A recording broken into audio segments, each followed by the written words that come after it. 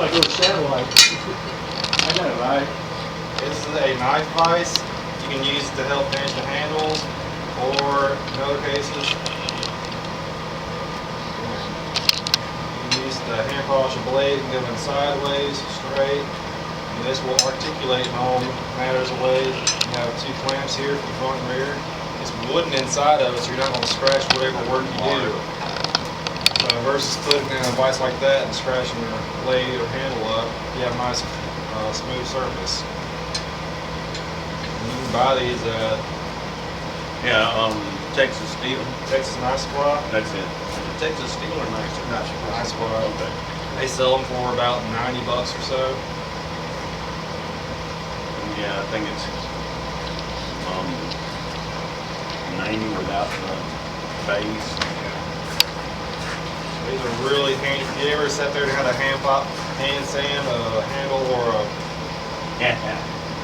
knife, it's a pain to have a weird setup. That way it goes wherever you want, where you're most comfortable at hand sanding. Typically, when you vice something up, it's viced in there like this. So you're working it like this or like this. But anyway, group of us got together, decided, I think Kirk actually decided that that's what we're going to build. And so I was going to suggest Damascus, but I got roped in the last minute to do this one. So I was like, I don't see the point in doing Damascus for iron that, so let's do something knife related. Yep. All right. Good deal. You gonna put pepper in your Damascus? Huh? So you going forward pepper in your Damascus? Sure. Okay. I think salt, but I could hell spice it up a little bit. All right. Because I'm having yours. Go peppers. We love to leave the All right, anybody else have anything else? Anybody have any questions? Anybody have any ideas what y'all want to see? Did you raise your hand? No, Okay, it looked like you did. I'm recording. Just volunteered. Okay, yeah, that's what I thought. Anybody? Yes. You want to quench anything? I was gonna leave it a blank, but I could possibly could finish it. When you quench it, you're hardening, and then you normally pull back. But on a billet, that's all you're making, right? Yeah. I mean, if I want, I can do this in probably a few months and do a gas forge version of this. Because I know some of y'all don't have coke forges, y'all have gas forges. I'm doing a sand eye or something. Maybe we can do it then. Try to get it really done. This is kind of a complicated long build today. This isn't me just hammering out a knife out real quick, and this is kind of a long process. Do you have a forge that forge mill or a gas forge? You'll by next weekend. I already ordered all the stuff for it. All right. Well, you want to go over any of that? But, You say how what you build? oh, I'm building a ribbon burn forge. I already have a ribbon burn forge, but I'm basically simplifying it and making the inner diameter smaller so it's more fuel efficient, and I'm making it shorter. Right now, my current ribbon burn forge is 3 feet long. Again, when you start off doing this, you try to overdo everything and think you're going to make swords, and you make 3 swords, and you're like, no. If you ever made a sword, you understand how long it takes to grind, forge it all out. And even at 3 feet, you don't need 3 feet to make a sword. You can really do it in 19 inches. Heat treat it all and draw it out, because you're only working maybe 6 inches, if that. At a time. So you don't really need the entire blade. And right now, that long 3-foot forge is overtaking my small shop. So next week, I've got some time off. I'm going to tear it all down, cut it up, rebuild it. I got fire bricks coming in to be here Monday, and I'm going to redo the ribbon burn forge. So I'll have a more portable forge if y'all want me to bring it up here. Yes, That's all I'm that would be saying. cool. And if you had any like progression pictures whenever you come up here for the show and tell, that would be really cool, Kirk. Okay. Thank you so much. All right, we're going to turn the floor back over to Kurt to show us exactly how to become one of these master bladesmiths. Non-master. Did y'all see this? This was not built by a rookie, okay? Sure. It was not built by a rookie. I bought it at Dollar Tree. No, I shop at Dollar Tree regularly. I saw one just like it on eBay, on Facebook. Facebook Marketplace. Yeah. Now, I'll have one on Marketplace this afternoon, just like it for sale. No, I promise, I'll ship it. All right, go ahead, Kirk. Okay, today we're going to be doing a Damascus build by hand. I'm going to try to get a rough blade blank forged out for you. This particular blade you see in front of you is 62 layers with an 80 CR V2 core. That is about, I want to say it's 30, my math's off, it's probably not dead on 62, because you will lose some of your layers as you forge. Even if you start off with 10 layers of Damascus, you will probably lose a few layers along the way, along with steel. Whatever you plan on making, whether you want to go by weight or size, you might want to double it, because you will lose stuff to cutting, to grinding, to restacking, to scale in the forge. So even though you say you start off with a 9-ounce billet of steel, you're not going to have 9 ounces of knife when you're at the end of it. You're probably going to have 4 or 5 ounces. I would always take half. You may not lose half, but always count for half. The particular knife we're making today is not going to be a particularly high layer, because I recommend if you do a Damascus billet, you do it in a hydraulic press is the easiest way to go. Next is a power hammer. The next is striking. Have a striker here, but you can move this, this knife by hand. It's going to take you a long time. It's depending on how much longer time you want to spend on it.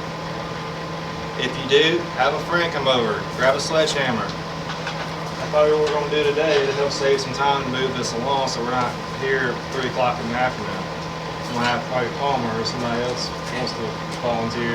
No, I can't get shit. I kind of got everything scattered around. I'm going to move stuff as I go. I'm just trying to keep everything nice and tight to help y'all see everything. I want to show you as much as possible. I got to move the grinder over here on the table. I'm going to move there. I got the welder in the back. Y'all really can't be seeing me well because it'll blind you for obvious reasons. all right. Where are we now?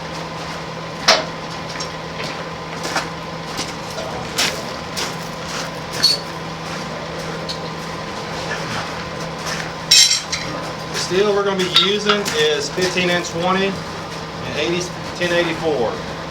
You want steels that are compatible with each other. You also want steels that are going to move easily. I like 1084 as just not as a Damascus blank, but as just a general beginner knife steel. I already saved some time for us and cut up the 15-inch 20. The reason we're using 15-inch 20 is when you go for the acid edge, it's non-corrosive. So it'll eat the 1084 away, and it'll leave the 15-inch 20. As you can see, the 15-inch 20 has more of a high spots. So The 1084 is black also, right? yes, the 1084 blackens a lot better than most of the other steels. 1095 does blacken, but 1084 blackens even better. You want good contrast. How do you blacken it? Ferric chloride and etch. Alright, first things first, we need to, another thing, when you do your billet size, do a size that's manageable to you. I wouldn't do a 3-inch stack billet, 2 inches long, if you're going to be doing this by hand, because you're going to wear yourself out. Try to do something that's manageable. Today we're probably going to do 7 layers, 7-layer billet. This is still a bit bigger on the big side, I would suggest. I'd probably go with 1 inch. 1 inch width, and probably 1.5 inches, 2 inches long. And then just, if you want to, draw it out, stack, cut, restack until you get the layer count you want. Alright, I really do suggest you buy your steel when you do this, because if you want to do what I call a junkyard Damascus, you can use saw blades. That's 15-inch, 20-ish, and you can use whatever other steels you want to pair up to, other saw blades that are hardenable. But it's very hard to do this with this. It's a lot easier if you start off with nice flat steel because that's going to be key forge welding. So I already have my rough idea. I want the size, so we'll just go ahead and score off 3 of these.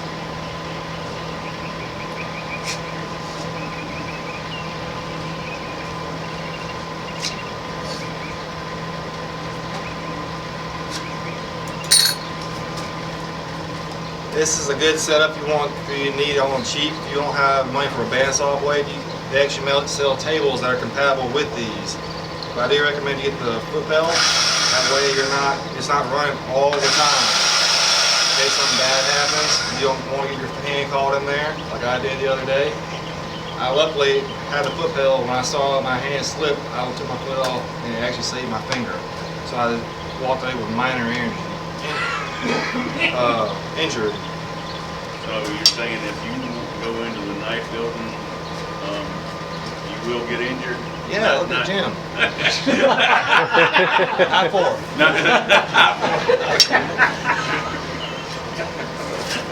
Not if, it's when.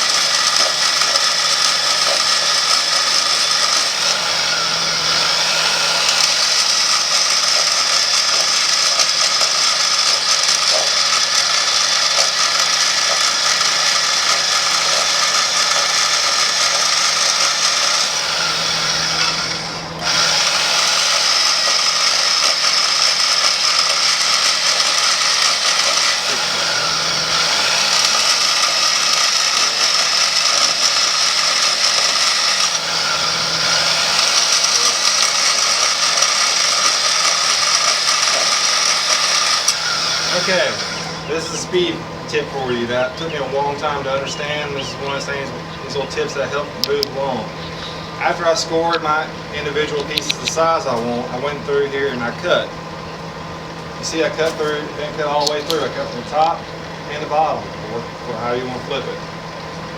What this does is it makes it a lot easier to clean the steel versus me over by the grinder with a small piece, put my fingers in the way, trying to get this nice and clean because you want this clean. You want to get the actual scale from the factory off because it can inhibit a forge weld. So this way, this saves you time, it's quicker, and it's a lot cleaner on yourself. Now all you gotta do after you clean both sides is you know where you need to cut and you just cut it right on off and move on. Saves you time.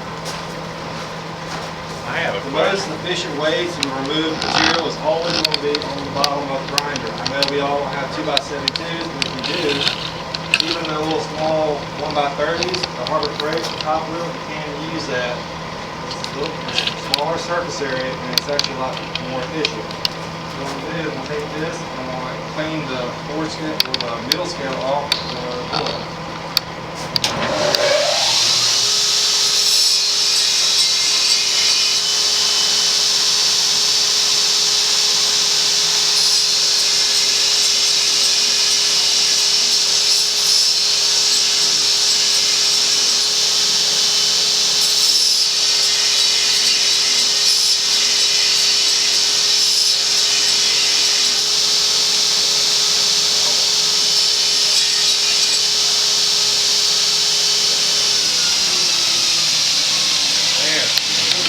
Seconds to clean all that tail off. Now I'm going to push my fingers over on the grinder. Now all I got to do is go through the bandsaw and cut the rest off. Now if you want to, you can use a cutoff wheel on an angle grinder to do the same thing. Is that something you came up with on your own? Yes it was, because it took forever to figure that out. Just from, say, an ounce?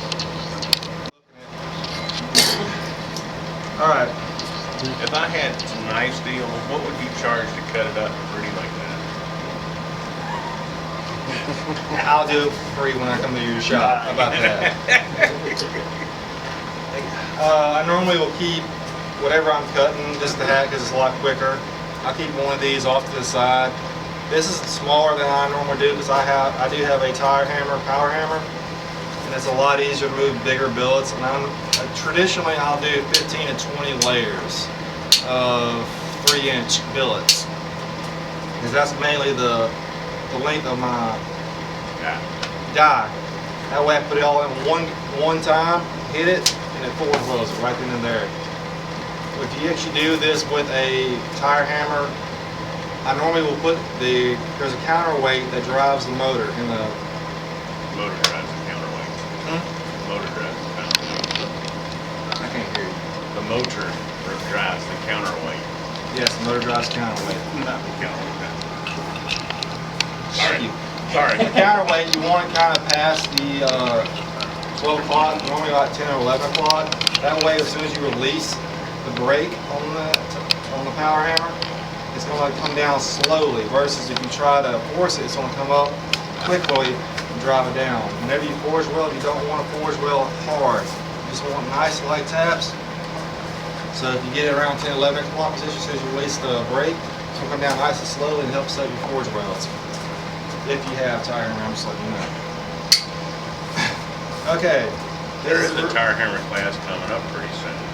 There's one coming up next week, but it's already filled up, it's already booked. I think you may have a few spots open up, I doubt it. Right. Alright, now it's to the point where you don't need to mix these up. That way you can know what goes where. If you have a large billet, it kind of doesn't matter because it's going to all mixed together. But it's a good idea to know which is which. In my left hand is 15-20, and my right hand is 10-84. If you want a good way to do that, you can mark the very ends with a Sharpie. That way you don't mix it up. That way I always look at it from the highest point of 15-20s. Now I'm going to go to the grinder. I'm going to knock off these edges because it is very sharp and they can keep it from getting flat to each other. You want this as flat as possible. So I'm going to go ahead, 45-degree all the edges that I cut.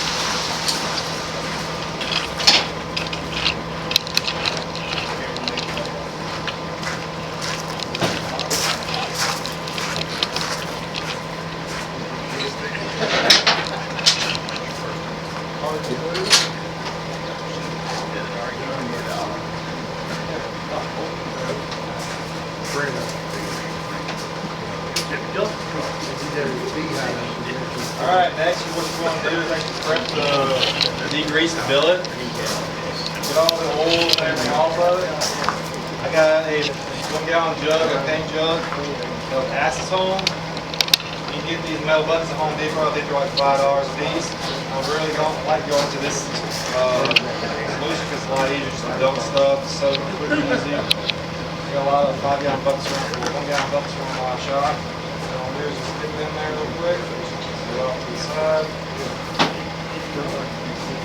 Dump it. Get off to the side. While it's still stuck, I'll wipe it down. It doesn't require a long soak or anything. Sorry? It doesn't require a long soak or anything. You can if you Sometimes what I'll do is actually will prep in really big billets, because I don't like cleaning cut steel. What I'll do is actually we'll do that and we'll cut them with WD-40 and let them sit there for weeks and not months at a time. And then I'll keep it, for the most part, the rust off, and I really won't have to clean them again until I go do the billet itself. Then I'll let them soak for a while because they are coated in a WD-40 mold base. So I'll show you later, but there is also another way if you want to just go ahead, coat your stuff, big weld it up and let it sit. I got a better solution for it. You just want to do that way, then whenever you want to do a massive billet, you already have it go, just grab it, go stick on it, and go to the fire. Alright, depending on the pattern you want, or whatever you're doing, this is the key part right here. Right now I'm going to do 15-inch 20, 1084s. 15-inch 20, 1084s. 15-inch 20, 1084s. 15-inch 20. That's just a good alternating layer pattern. And you want to basically butt it all up, make sure there's no major flaws or welds or gaps. Got it out down to try to keep all the dust and stuff in there. Now, I forgot my normal vise I use at home.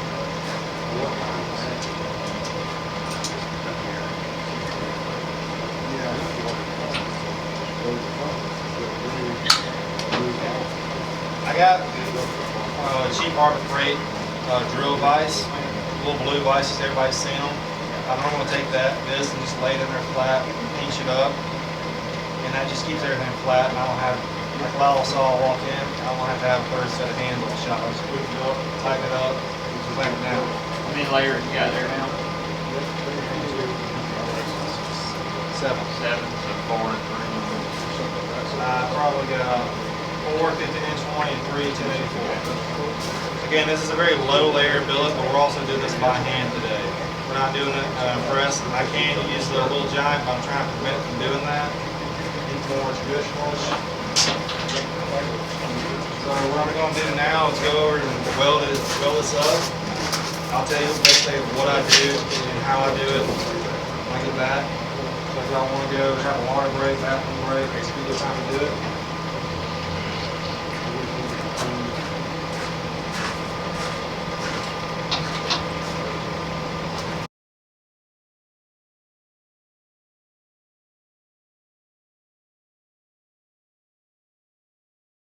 This is kerosene, as you all know.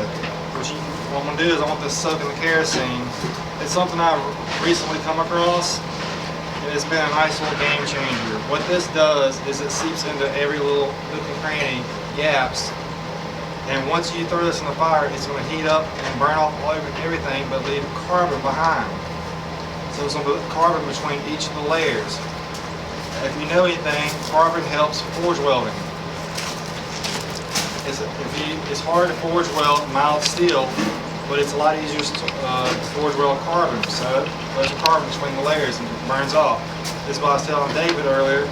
If you want to, just make a bunch of Damascus billets, throw it in this stuff, let it sit. It's not going to rust, it's not going to do anything bad to it. Whenever you're ready, walk over, pull the stuff out. Some people will let their billets sit overnight. They'll do it the night, come back the next morning and start forge welding. So what I'm going to do right now is let it sit for a little bit. I'm going to throw it in the fire. What I'm going to do when you throw it in the fire, you do not want this thing going full blast, especially if you have a larger billet. This small billet probably doesn't matter, but you want to actually bring the temperature up slowly because the masks, you want that heat even throughout. And once you get that even, the core nice and warm, then you can raise the temperature and get forge welding heats. Any questions? So if you were using a gas forge, would you want to turn the heat down when you first put it in and then turn it up after it came up to that temperature? When you're dealing with the gas forges, you're going to want that gas forge at forge welding heat before you can put this in. Okay. So Because you're trying to minimize forge scaling. Okay. You don't want to just light your gas forge, put it in there, then go with it. You want that thing blazing hot as it can. because gas forges, they only have a certain temperature. You're not worried about that with coal. The problem with coal forge is it goes hot. It can burn steel, as we know. Gas forges, they have one temp, and they're gonna keep it at that one temp for the most part. Terry Benjamin, I think he even used a thermometer to make sure his interior temperature on his forge was like 2,400 degrees Yeah, before he put his. Yeah, that's what I do too. Huh? Have an thermometer that I use. And then he went in and then waited on the billet. He used a probe because the probe would come out just super white hot. I was thinking that he was destroying that thing. Okay, so you don't really need kerosene, but kerosene to me is the better option, whether you're in coke forge or gas forge. Flux eats gas forges alive. It does. If you had a gas forge and you put flux in there, it's going to eat the floor, and the floors in a gas forge are sacrificial. This doesn't really eat the gas floors, nowhere near as bad. It still it does, but I'm telling you, this is 2 times better than regular flux. Iron Mountain flux says you can use it in a gas forge, and it's a lot better than maybe borax. Has anybody here ever put borax inside their gas forge? Did it look like somebody peed on the cotton candy? If you ever use flux in a gas forge, it clumps up, it's nasty, it sticks to everything, and your nice, smooth, clean forge is G-O-N-E. So, I'm gonna show you how to do this also with Iron Mountain flux if you don't have kerosene. Again, this isn't a must, but it does help because this literally gets between the layers and everything like that a lot better. This right here probably costs 20 bucks. $5 for the can, we'll say $15 for the kerosene. Did you really buy the bottle of kerosene and then tape the label? Yes, I did, because I literally, if you come to my shop, I have probably about 20 of these cans all throughout the shop, because I got to the point where I do not like opening bottles, pouring it on cloth, and wiping it on. I'd rather have it in a can where I can dunk it. Same thing with acetone over there. All I gotta do is take the billet and dunk it in there and wipe it off. It saves fluid over time. You're not sitting there wasting the cloths, a lot more cloths. You're not trying to do the shake and all that kind of. Just move on. And where are you getting your empty cans? Home Depot, $5. You Paint pay section. $5, huh? Really? Or any hardware store. And don't they get $5 for the darn homer bucket too? Pretty much. But I like metal. Yes. Metal's not gonna bust. No, I understand. I'm just saying, dang, that's the same price for 1 gallon as it is I'm a aware, 5 gallon. but again, I busted more Homer buckets than I busted these. I haven't busted not one of these yet. Right. And, Knock on wood. and you're also dealing with something, if you're dealing with a lot of hot stuff, putting it in this, if you're not worried about melting plastic. Yep. Just saying. Flaming. What about the 5 gallon buckets? Do they offer a 5 gallon bucket? Metal bucket? Yes. I'm not seeing Cans it. are, you get them through Maybe Amazon. these. Okay. You gotta, I mean, I'm sure by bulk it'd be cheaper. The last metal buckets I got from Jim had like this much of dry paint in the bottom. But I mean, it's well worth it. I can get on one of those. Okay. I'm actually using Is one it of those. paint or root tar or what is that? Paint? Okay. It's the same like if my father-in-law I bring every couple months. It's those metal paint buckets. Cool.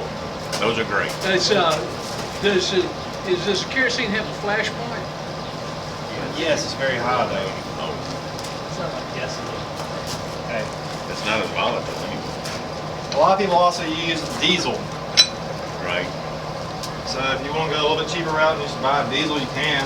I've never used it though, so I can't really vouch for it. I know people have used it. Some square kerosene and diesel is made out of the same stuff, just one's Yeah, purer than the other. It's harder to find out. It used to be the Coleman fuel. Yeah, the lantern oil. Yeah. I've seen Coleman fuel that was more like white gasoline, like big fireball. Okay. Heads up now, we're dealing with forge weld, we're dealing with flux, so stuff's on splatter. So, I ain't saying you can't get close, I'm just warning you, you've been warned. Here's your sign. You're just not to be award. I just don't want to hear people say, what? Keep it warm. Hey, Kirk, for the sake of your striker, you're gonna be using that flatter over there, huh? That one? Yes. Can. I'm just asking. Can. For the sake I had to, it was right there. For a 5-gallon plastic You bucket. know.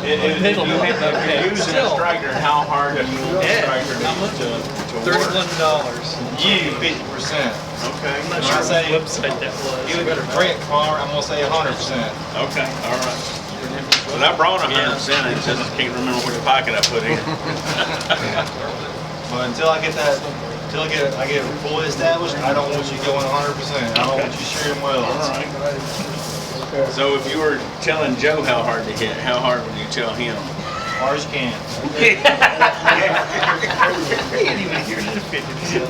Nope. With loud, just give it a camera.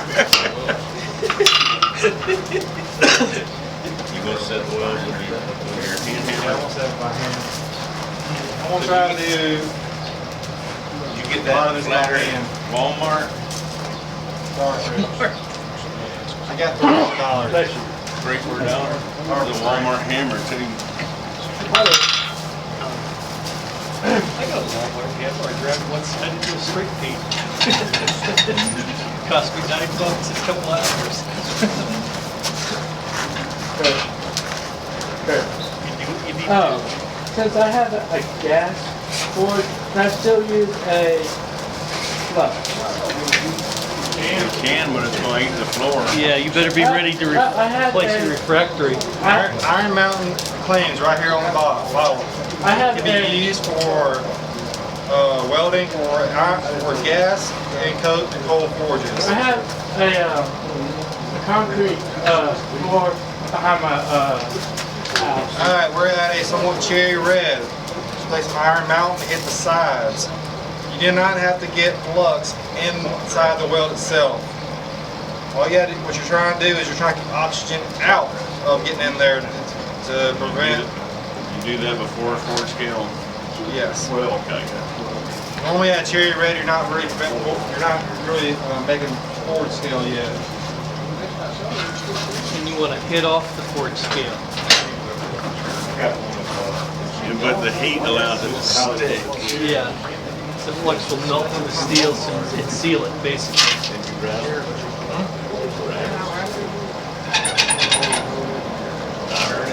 Yeah. I heard it that time. I said, That sounds like it's going. the quadrant kicked in.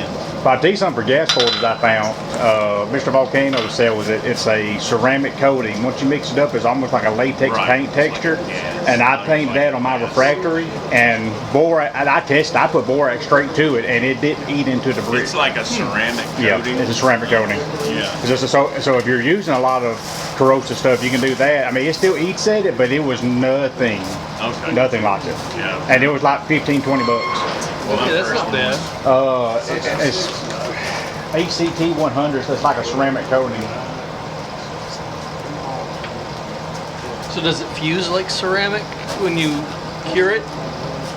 Yeah, I mean, It's just like you put it in a glaze on it. yeah, you coat it on there, and the instructions tell you to. I think once it dries, you do a low temperature cure to it, and it's there. You didn't have any cracks or Sounds things. a lot cheaper than replacing the refractory cylinder every so often. My first forge was made out of the soft bricks. Uh-huh. And the first time I was in Spongy there, fire brick. dude, it literally looked like a. If you're doing any type of forge welding, keep your billet rotating. Keep it like a rotisserie chicken. Just keep flipping it as much as possible. You can't flip it too many times. You want a nice even heat on top and bottom, side to side, all the way through. And I don't know if anybody knows, but my stick that I have over here, I actually have a flat spot on my stick. That way I know which way the billet is in the fire. I normally put this little tab right here, up and down, so I know which way the billet is. And all I do is turn it, I know where it is at all times, if I can just grab it, pull it out, and do what I need to. sometimes once you get doing this math, you get nice and squared up, you'll actually lose which way the brain was originally running. Right. For a pint? Like the Mr. Volcano boards I have, it will do it 3 or 4 times. Okay. Is that the one burner? Yeah. Okay, that's what I got. And I Ford wheeled in it. So Put your T-handle on the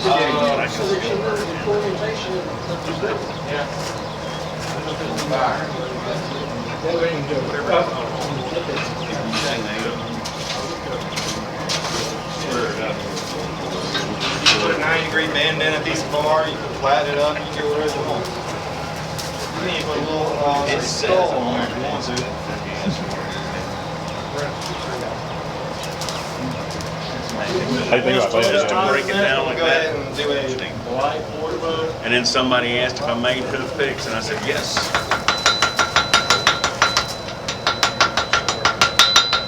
I'm getting a little worried about it's sitting too long. How you know when it's hot enough? Kirk, when it's not attached to the stick anymore?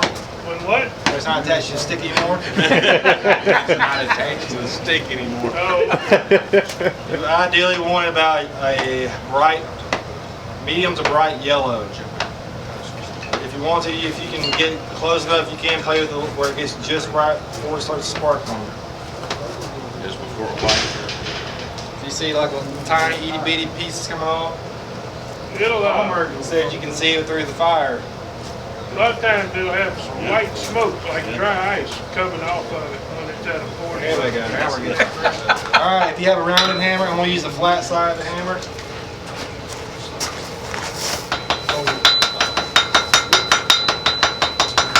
You can see that white smoke coming off Yes, sir. when you draw it out. It's yeah. And that flux will be bubbling on that steel. Look like melted butter.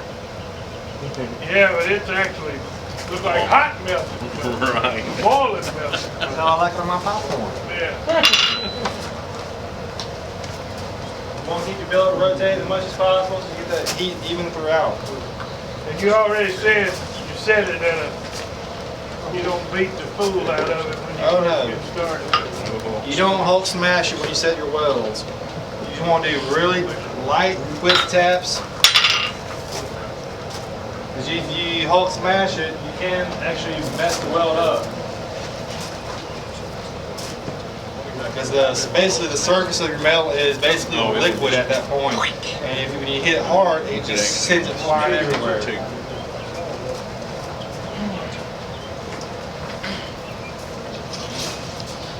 You wouldn't see the difference in the steels. Ideally, you want the whole billet at the same temperature. Ideal. But the good thing about these tool steels is they have a lower forge welding temperature than mild steel. It's a lot easier to forge weld tool steel than mild steel. What's the forge welding temperature on mild steel? If Approximately. you ever weld two pieces together, if you make them stick in the fire, you probably can make them stick on the outside of the fire.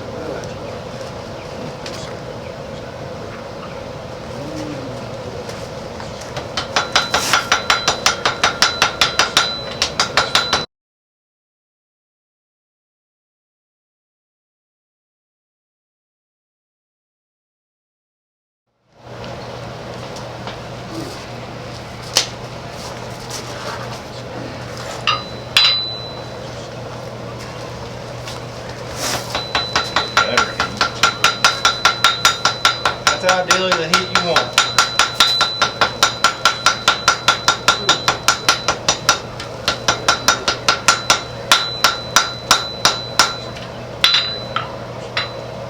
Is it still thudding?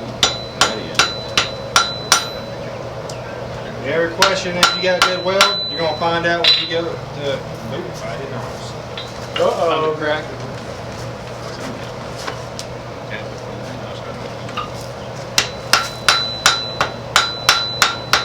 Kirk made a boo-boo. Well, I was afraid of this. It took so long to get the temperature. It sat in there and got steel inside. I'm gonna try to close it up.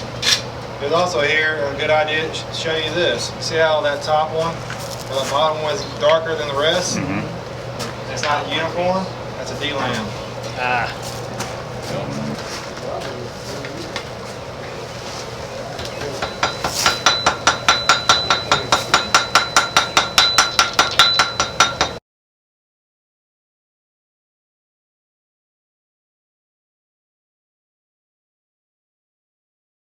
Sides of it, and part of it burned off. I probably could save it, but for the sake of time, we're gonna move forward. This is the one I did last night. It's literally the same stack, 7 layers that I already drew out. I did this by hand last night. Essentially, we're gonna start off right where I left off a while ago. After I set my forge welds, we'll start drawing it out, and we're gonna knock this out a little bit quicker. What time is it right now? 10:45. 10:45. Yeah. Alright, we're going to do a low layer. How you would basically do this in real time is you draw your billet out and you cut it. Just like you cut it in equal amounts. Whether you want to do fourths, thirds, or just cut it in half and restack. You do the same thing. You go to the grinder, get everything nice and flat and clean.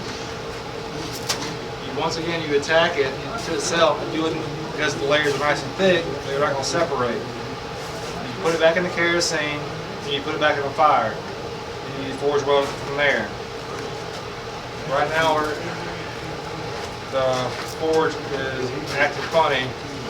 It'd be forge welded in temperature at one point, they would be regular temperatures at another. So we're going to do a low 7-layer billet, knife blank. And that way, because I still got a lot of work to do, I still got to grind it flat, I still got to profile the knife, got to put pattern in there, and I got to get it etched. All that takes a long time, and I like y'all to get out of here for a reasonable time. We're going to skip a few steps. But if you're curious how you get your layer count higher, you just basically draw it out, cut it equal lengths, get everything nice and flat, and you go from there. If you're making knives, a flatter is your best friend. Because as you get closer to the end of your knife, if you put a big gouge in there, you'll just spend a long time on the grinder. Take you a flatter, hold it between your legs, and strike it. Get everything nice and flat. Do several heats that way everything's nice and flat, uniform. That way when you go to the grinder, it's all nice and flat, and all it takes is a few passes to get it to the nice level you want.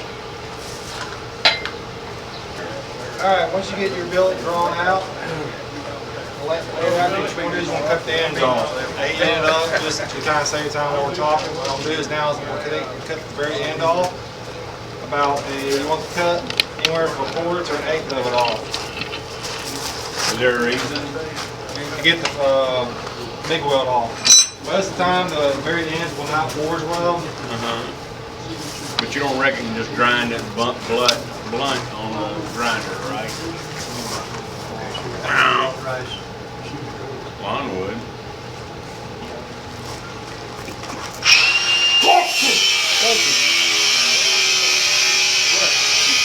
Is that too hot to cut? Heck no, touch it. Forge, it actually will cut better when it's hot. Cool. That's what you use. Like hot butter.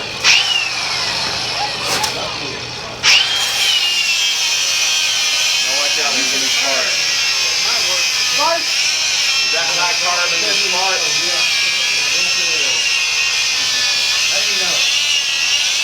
So each one of them burst several times.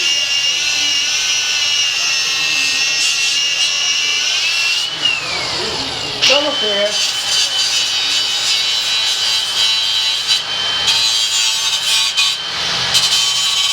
You're going to do 45 there?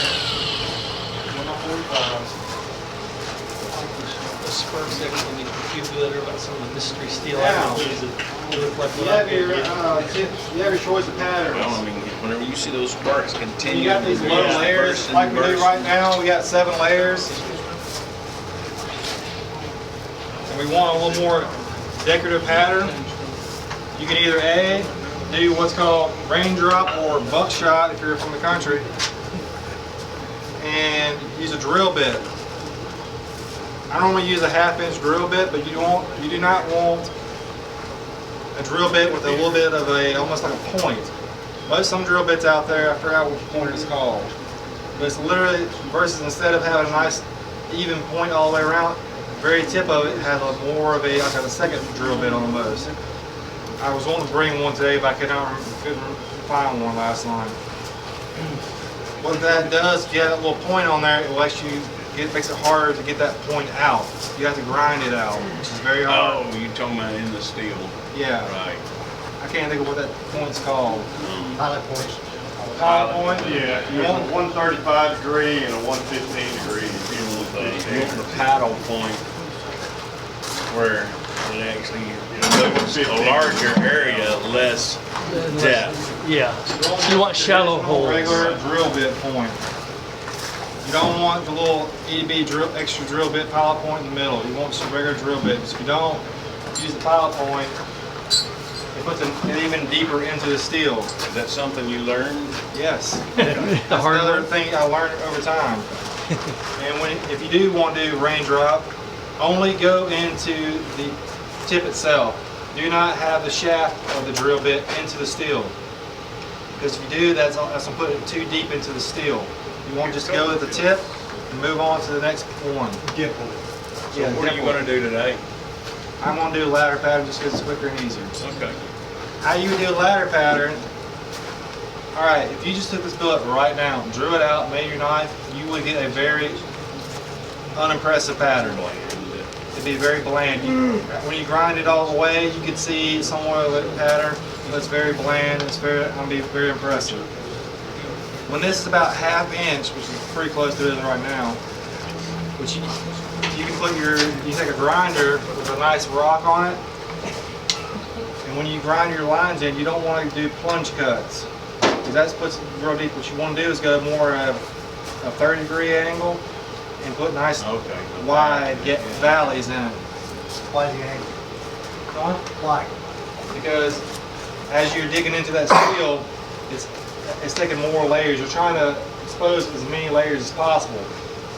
And as those layers, I really wish I had. You don't want to get a cold shut either. Cold shuts, whenever you start hammering out, you can get cold shuts. But right now, you have all these nice layers. When you remove those layers, it actually will bring all those layers to the top and give you a nice little bit of a wave pattern to it. Hey, next time Derek's around, tell him you need those dies for the print. I got some Texas dies that automatically put the ladder pattern in. They're Really? zigzag, so it makes not just a Are normal they ladder. V's or are they steps? They're V's. Okay. You do it that way, you gotta grind it. Right. Yeah, You gotta grind grind and it top either it. way. Anyway, I got a set of those dies. Really? And he was gonna bring them Now, back. I just I got do them have back. a question. Why don't you just put it in there with a stick, with it vertical, and that way there, when you grind it, you grind it up and I'm down. not so smart. Sir? I'm not so smart. Because when you grind this way, it's going to be throwing sparks that way. Or that way. Unless you stand But if on you the stand it up, Say thank you, Palmer. you'll be throwing them into the ground. You can. Take it by all You the- can. Now, of course, you move on, you're going to take it that way, it's going to back it up. You can go the other way.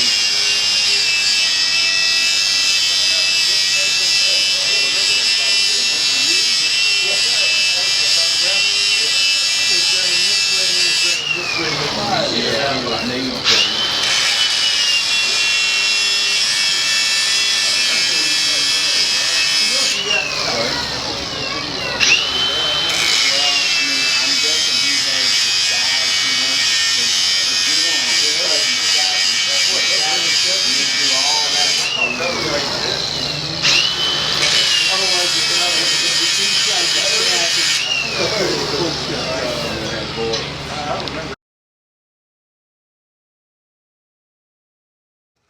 Yes, you do not want stacked, because if you have it stacked, whatever that distance is between the top and the bottom one is going to be how thick your overall knife is going to be, or your billet can, that's as thick as it can get.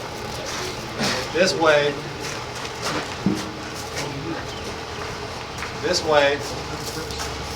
you can actually get, you can get a little more out of it. I used to make mistakes of putting it dead on top, and I'd have it real thin in that one spot, trying to get that one spot to work out. So if you grind it opposite of each other, you get a little more mass All you gotta out. do now is straighten it out. Yes. Get the weight out. Now, what you're going to do is you're going to flatten this whole thing out and actually bring those layers to the top. Same thing would be true if you were doing raindrop, right? You wouldn't want your holes to line up. Yes, if you're doing raindrop, you do not want, if you have a thick enough billet, you can put them directly over each other, but I recommend you kind of stagger them if it's possible. One side get close to the edge, the other side stay off the edge. And then stagger the center, run down the center and stagger the center. This is got two pieces of straight flat iron, and I kind of get what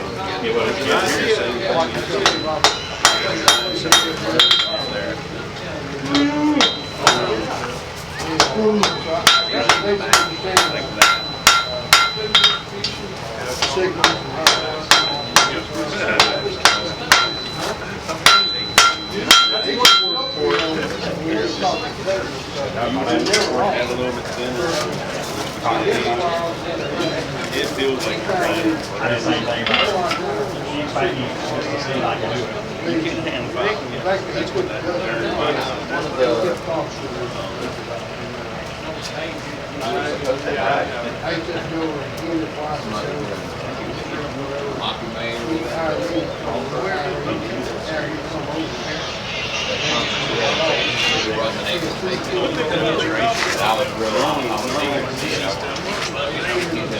This is stainless. I was doing it all kind of you got it a little wide there. I've got it.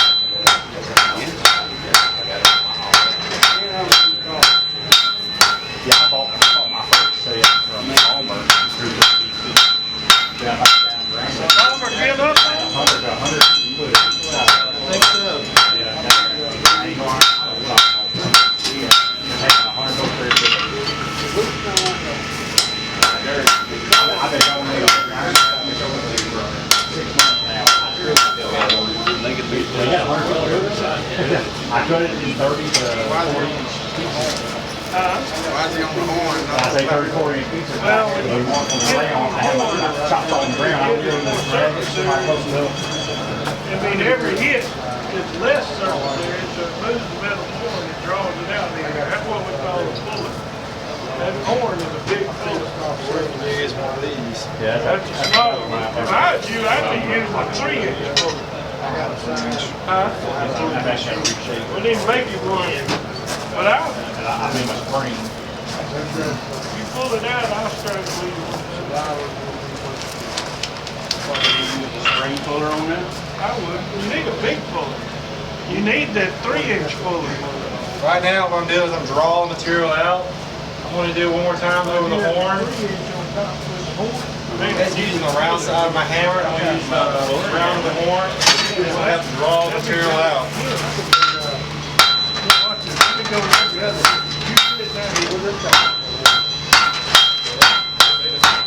Really? Trying to get that restrictive over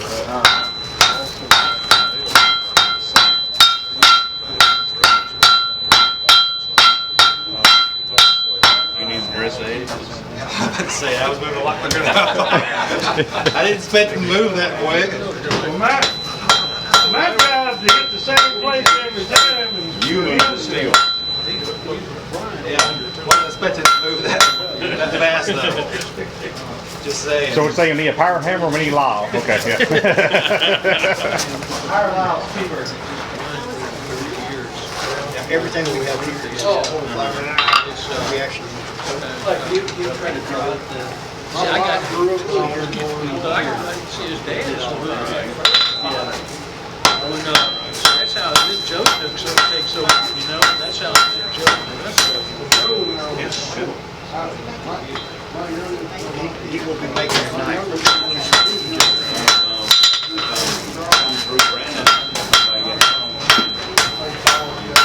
Leave here.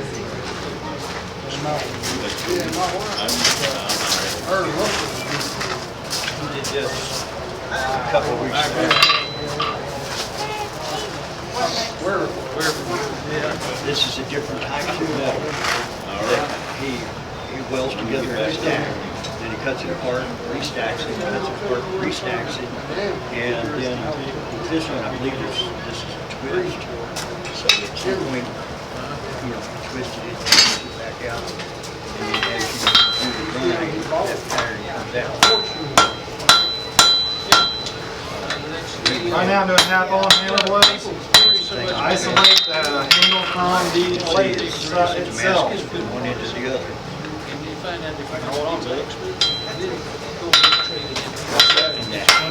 Knock the corners down, that upset it.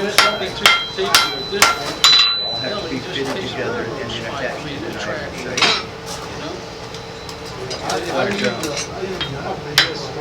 Right. That's what we're here. Oh, no, it's smart. See, I've got into a lot of things. This is one that really. Take care of the hand, let me know. It took up.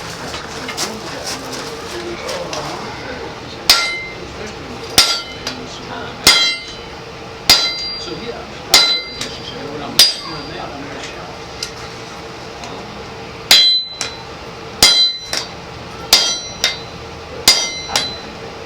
You can direct those blows to put your bevel in there. Yes. Yeah, You want a more bold pattern? Move it off one side, yeah. You want a more bold pattern? I suggest you grind your bevels in. But if you're doing a mono steel blade, Right. Yeah, because I've never done Damascus, so I'm now looking and thinking about that. Forge the bevels in on the Damascus, you're not cutting across the layers. Now, can you fuller them in with something like this? Can you fuller the layers in? you can, but it's not as bold as removing. Okay, because that's what Lyle was talking about. Yeah, I've done that in the past. He would do several variations of what we're calling it.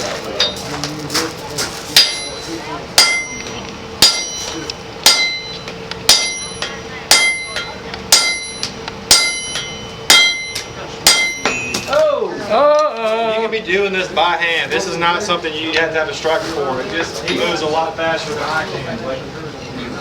Hammer fail. Failure. No, he does. This is a stick that holds it on there. It's literally a friction fit.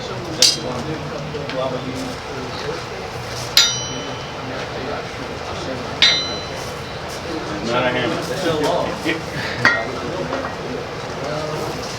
You haven't made your flatter yet, have you? They creak. That was for a fight. Oh, okay. All right. Laying up there, so, okay. 50% Came off. 50% to 75%. Stand, the flatter. I guess the handle is broke 2 times. It's working anyway.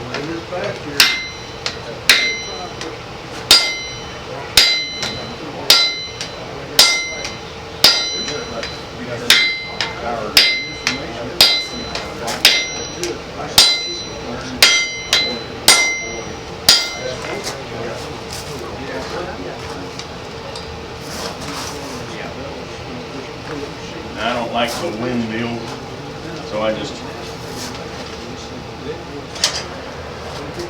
even when I'm striking hard, I go here and I rest here.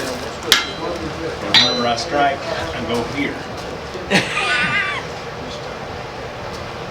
But if I'm just giving him whatever he needs, it'll be there. 50%. And I go here, here, here, here, here, here. I ain't gonna give you no 50% like that. I know what I steal.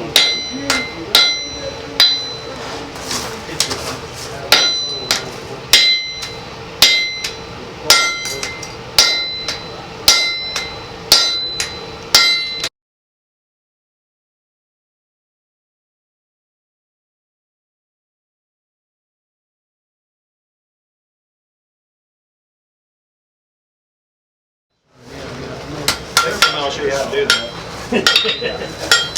For our next demonstration, rough rolling at the end.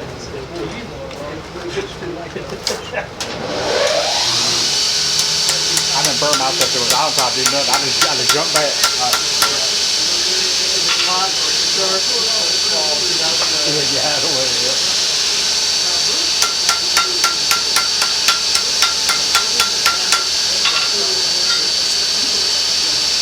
It's bugging you?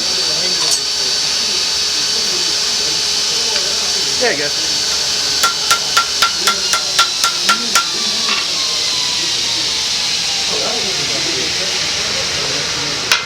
That way a creek can fit on her better. Yeah. Well, I made that handle, Palmer didn't. Just kind of got way more skill than me. Oh, trust me, I try to make tomahawk handles and I in the border knock it off. Brian Easterling told me, he's like, I don't make my handles, I order them. I said, where you order from? $3.58 a piece. For a hickory tomahawk handle. Yeah, that's cheap. Now my axe handles, I'll still make them.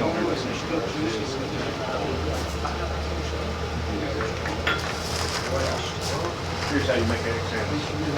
Any questions on how to mess up? No. Are you gonna do I guess that's one way to do it. a flat grind on that? Get it out there, might be interesting.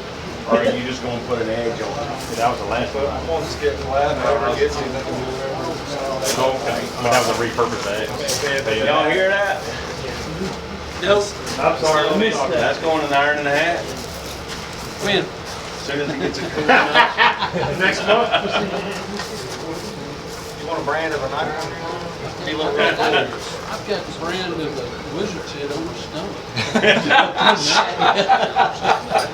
That was an interesting night. Had nothing to do with blacksmithing, but Yeah, I'm bragging now, aren't I? Yeah. he doesn't even remember how it happened. No, you're fine. No. I don't know about that, I'm sorry. The word No, we're just recording. It does 20 minutes at a time. So but what I'm going to do starting tonight, I got you, I'll right. start Right. clipping it together. Yeah. Oh, is that the seal? Yeah. It's probably like, I think you're right. It gets sitting there so long. That's like not a lot of steel, it's just there. That Ford wasn't getting hot enough and too much oxygen in it. Well, I was wondering why he didn't turn the heat up faster. Well, he did. The air gate had come loose, Oh, and has it? it was half. Oh, And Palmer finally go down there and saw it. And once we put that, he got his heat. gotcha. But he had it wide open. And they were Oh, I didn't checking know. I everything. was just wondering, I was sitting over there wondering, I didn't know that. Okay. No, yes, sir. It was the air gate had popped out. It was. Oh, yeah, I got you. It was getting about a quarter of the air. It probably should have. Yeah. So it just sitting there too long. Probably too much scale got built up inside of it. I normally would just walk away, leave this here, but I'm trying to.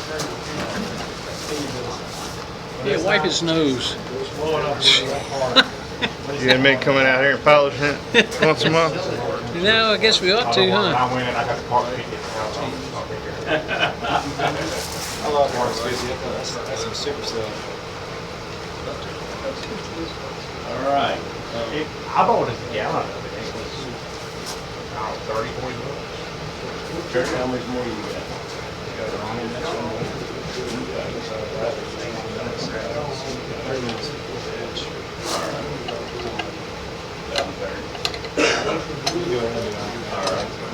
Hey, what y'all think so far? I think it's a great one. Thank you. Give him a round of applause.